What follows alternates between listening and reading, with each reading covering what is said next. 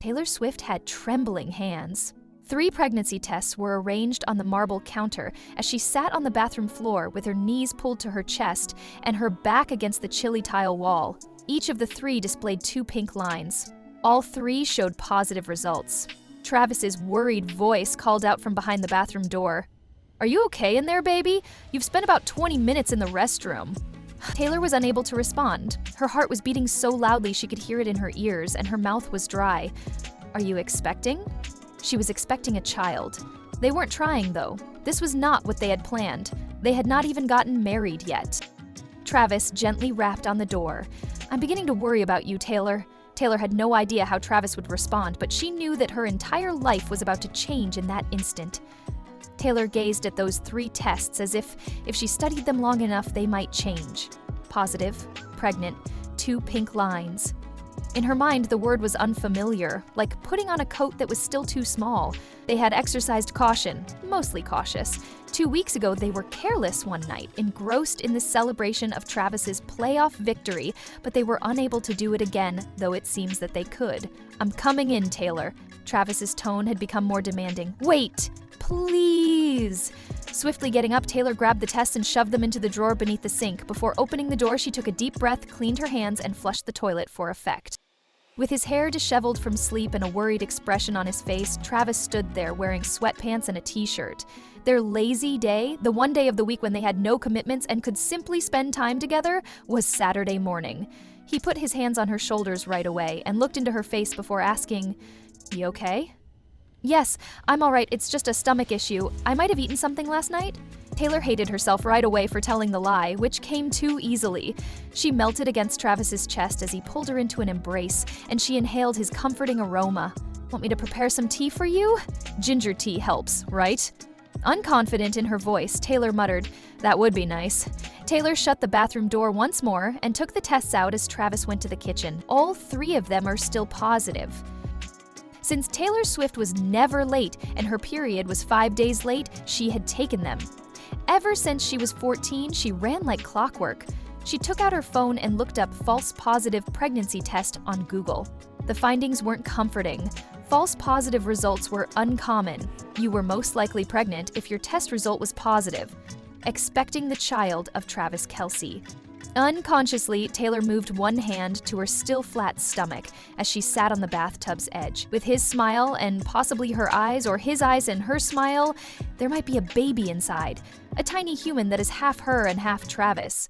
They could have been a doctor, a musician, a football player, or anything else they desired. She should have been frightened by the thought, and she was. But there was more to the fear than that. Something like excitement, but suspicious. "Tea is prepared." From the kitchen, Travis called. Taylor went to join him, concealing the tests once more. The mug that read, "I run on coffee, sarcasm, and lipstick, filled with steaming ginger tea," was her favorite, and he had made it for her.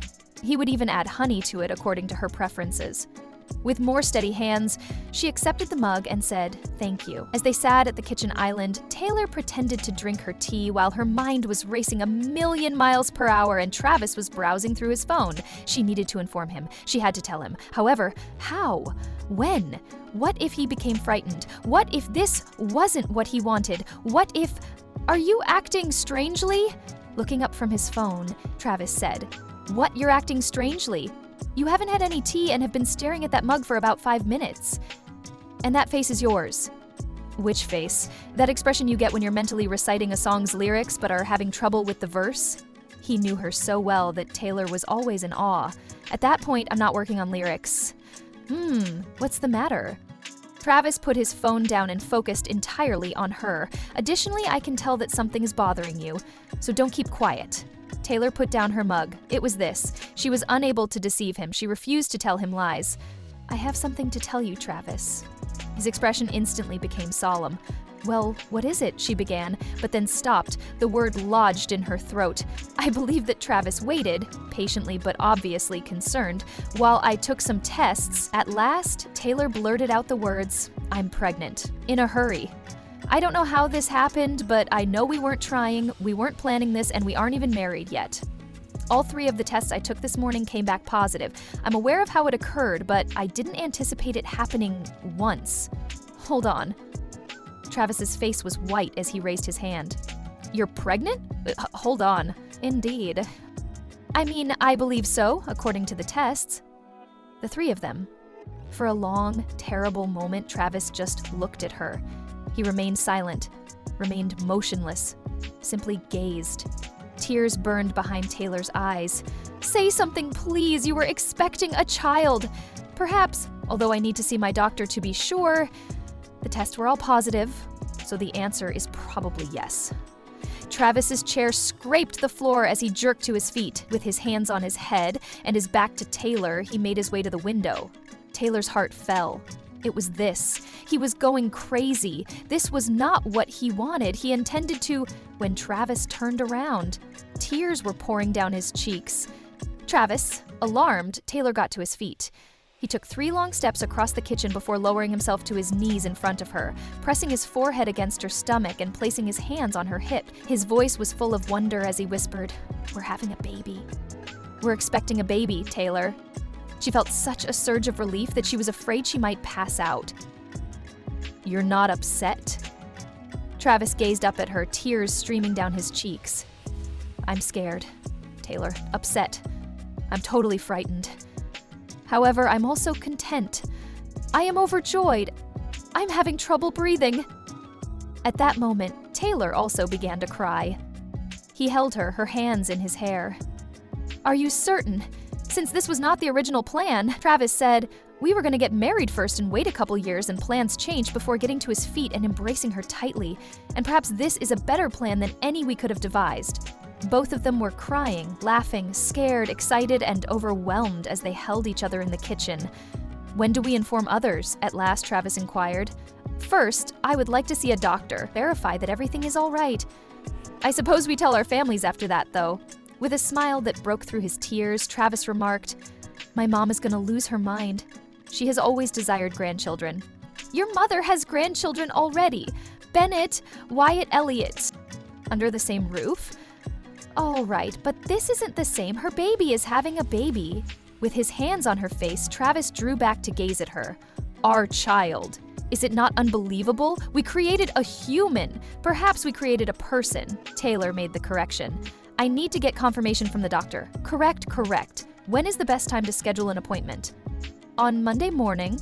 I'll give you a call." Taylor had trouble sleeping that night. She was in bed with Travis, who had finally fallen asleep after spending hours discussing nursery colors, baby names, and whether they would need to purchase a home with more bedrooms. Even when she slept, his hand lay protectively on her stomach. Taylor covered his hand and tried to visualize a tiny human being, a baby growing inside her, calling them Mom and Dad. The thought was simultaneously beautiful, terrifying, and overwhelming. With Travis embracing her at random and them both caught up in this bubble of possibility, Sunday flew by. They looked up topics on Google such as symptoms of the first trimester, how to determine if you are pregnant, and when morning sickness begins.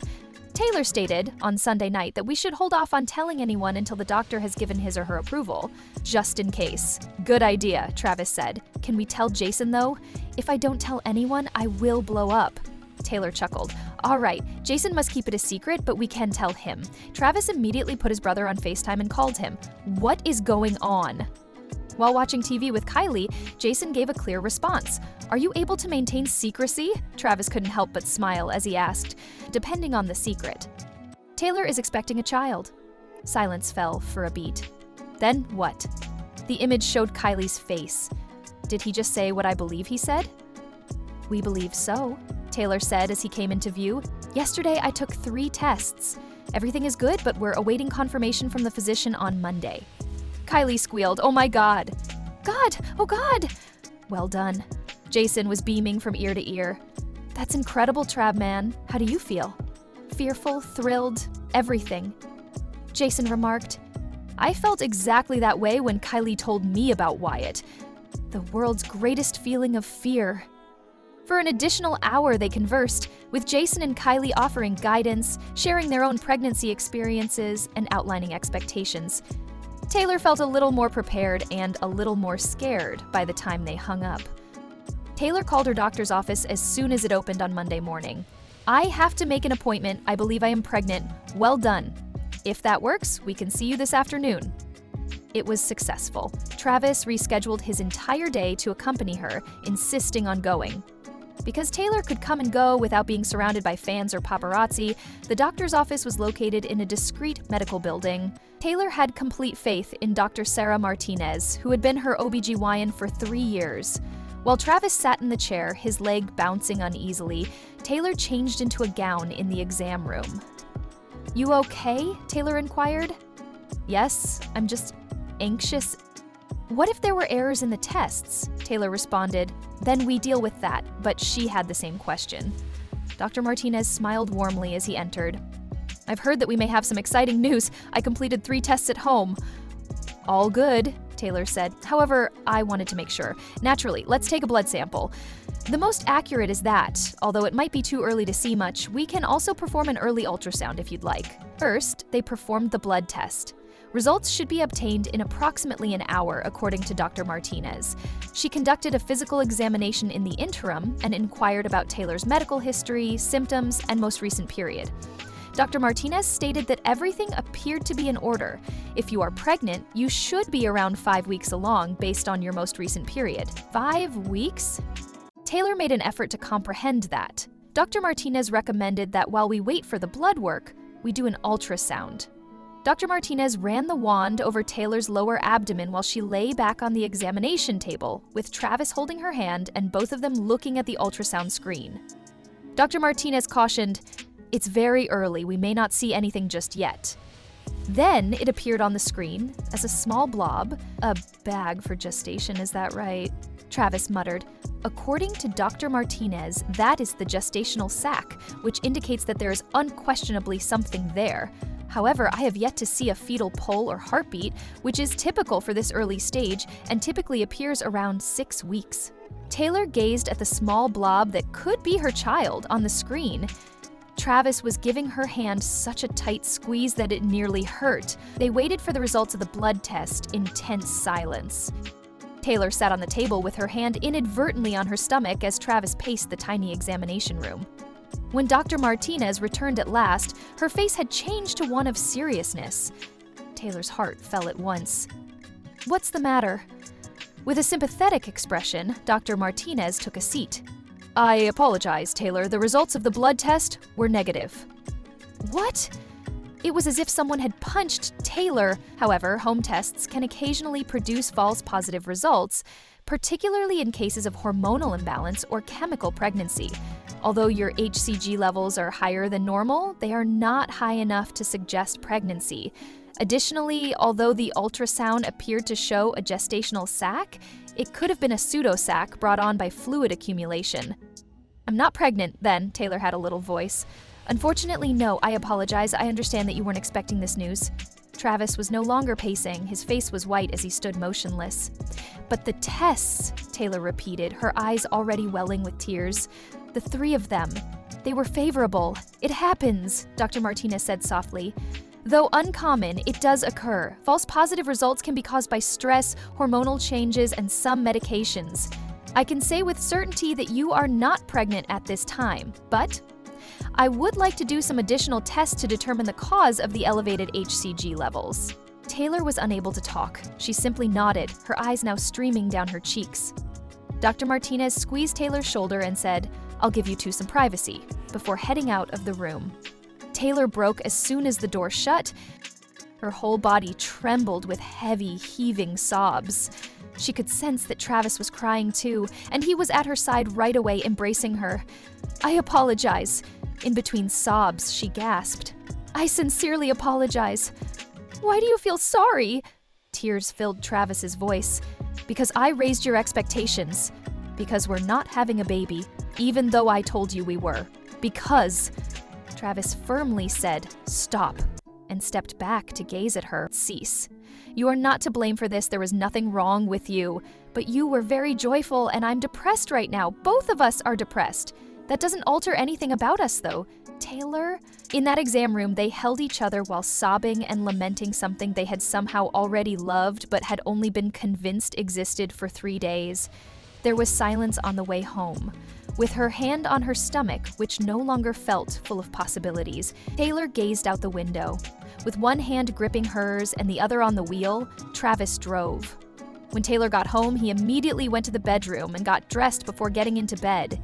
After that, Travis climbed in beside her and drew her to his chest. With a flat voice, Taylor stated, "We need to call Jason. Tell him it was a false alarm." "Later," said Travis. "We just need to be depressed right now." They were, too. As the afternoon wore on into the evening, they lay in bed, both of them grieving the loss of something they had hardly had time to imagine. As the sun sank outside their window, Taylor muttered, "I didn't realize how much I wanted it until it was gone." "Me too," Travis said. "When you first told me, I was frightened, but then I became enthusiastic. I began to picture our child's appearance, whether they would play football, compose music, or do something entirely different, as well as what we would name them and how we would tell them about how we first met." "I did too," Taylor said. "I had already considered teaching them to play the piano, teaching them to throw a football in the backyard, and choosing nursery colors. Those things are still available to us," Travis said, "just not at this moment." Taylor looked over at him. "Do you really want those things? You want them, not just because you believed they were happening." Travis remained silent for a while, giving it careful thought. "Then I do, indeed. Taylor, I want to have children with you. When we get married, I want to buy a house with a large backyard and decorate it with miniature versions of ourselves. I want it all." Taylor's cheeks were wet with new tears, but they weren't the same. "That's what I also want. Until this past weekend, I had no idea how much. However, I desire it. My goal is to become a mother, mom of your child." Travis kissed her forehead and said, "Then we'll make it happen. Not at this moment. Eventually, perhaps, but not for a year or two, when we're prepared. Actually, are you ready?" "Not unintentionally prepared." "I didn't think I was ready," Taylor said. "I wasn't as scared as I had anticipated. I was thrilled." "I do too." For a while, they held each other in the encroaching darkness while remaining silent. At last, Travis said, "I have to call your mom. Inform her that we were mistaken. She will be devastated. She will comprehend, and when it actually does happen, she will be thrilled at any time." Taylor gave a nod. "All right. However, tomorrow, this evening. All I want is to share your sadness. Deal." They made the hard phone calls early the following morning. First, Jason, who was understanding and encouraging. Donna then broke down in tears, but she assured them that there was still time for grandchildren and that she loved them. Andrea then wanted to come over and take care of Taylor right away, but Taylor insisted she was okay. "False alarms happen," Andrea said softly. "However, this told you something significant, honey. It informed you both that you were prepared." Taylor acknowledged, "I think you're right." Taylor took additional tests over the course of the following few days. Dr. Martinez concluded that a hormonal imbalance and stress were the combined causes of the false positive. Both are readily treatable. She advised Taylor to rest for a few weeks and wrote a prescription for some medication. Dr. Martinez smiled kindly and said, "And when you're ready to actually try, come see me. We'll ensure that everything functions properly." Taylor and Travis watched the sunset in their backyard 1 week after the false alarm. With Travis's arm wrapped around her, Taylor's head rested on his shoulder. Travis said, "I've been considering what you said about wishing to become a mother. Yes, that is what I also want. Although I believe we should do it correctly, I still want us to have that." Taylor gave him a look. "What are you saying?" Travis moved and dug into his pocket. He produced a tiny box. Taylor gasped. Travis said, "I was going to wait. On New Year's Eve, I had a whole plan. But after everything we've been through together this week, I've come to the conclusion that I can't wait any longer." A gorgeous diamond ring was revealed when he opened the box. "Will you marry me, Taylor Allison Swift? Are you going to be my wife? And will you eventually be the mother of my children when we are both truly ready?" Taylor was crying once more, but this time it was tears of joy. For the first tears of joy in a week. "Yes," she replied, chuckling despite her tears. "Yes, yes, yes." Travis kissed her and put the ring on her finger. They were both grinning, they were both crying. Instead of looking back, they are both looking forward. Later, as she curled up against him on the couch, Taylor remarked, "So, when it really happens, we'll be prepared once I'm truly pregnant." Travis concurred, "We're going to be so ready." But let's just concentrate on practicing and organizing the wedding for the time being." Taylor chuckled. "It's a skill to practice childbirth. We ought to get a lot of practice. You know, to make sure that when we do try, we get it right." Taylor gave his arm a playful swat. "You're absurd. You cherish me." "I do," she said, glancing up at him after examining her new ring. "I genuinely do." They both realized something significant as they sat there together, planning their futures, lamenting what they had lost, while looking forward to what lay ahead. They were prepared. Not today, not tomorrow, but soon. They were prepared to start a family and become parents. They were going to marry first, though, and it should have been that way. Please hit the like button and let me know in the comments if this emotional journey resonated with you. Would you prefer not to take the test at all, or would you want to know if it was a false alarm? Remember to subscribe for more tales of hope, loss, and love.